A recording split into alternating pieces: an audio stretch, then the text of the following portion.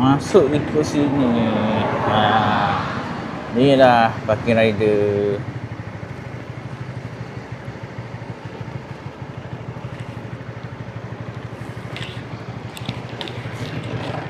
Dah sampai. Duduk situ jam. Dia betul kelak je. Arrive.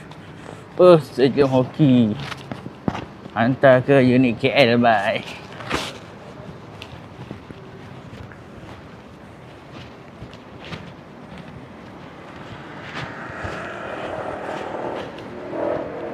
Finally. Siap juga akhirnya.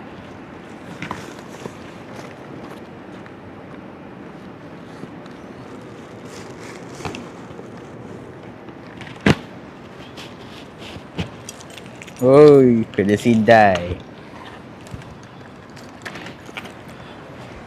Inilah rider tak berapa nak. Itulah dugaan sebagai rider kan.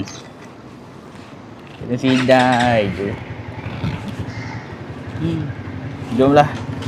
Kita hantar dia ke unit KL MFI di stadium. Jom. Bismillahirrahmanirrahim.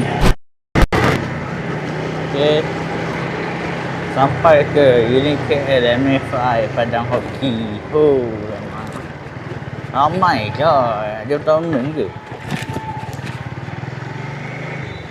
Dah kena ya? Saya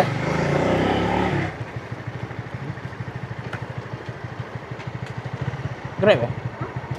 Apa? Ayam. Texas ke? Texas.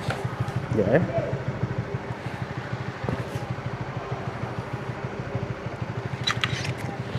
Sekejap, sikit.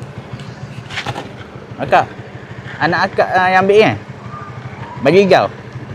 Okey, baik. Okey. Sama-sama. Okey, satu lagi kak. Dek. Ada satu lagi? Ada air. Boleh? Jadi ambil gambar ya? Sekejap ya.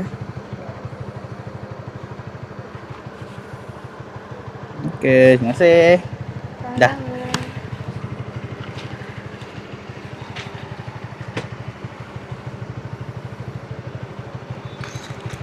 Okay guys.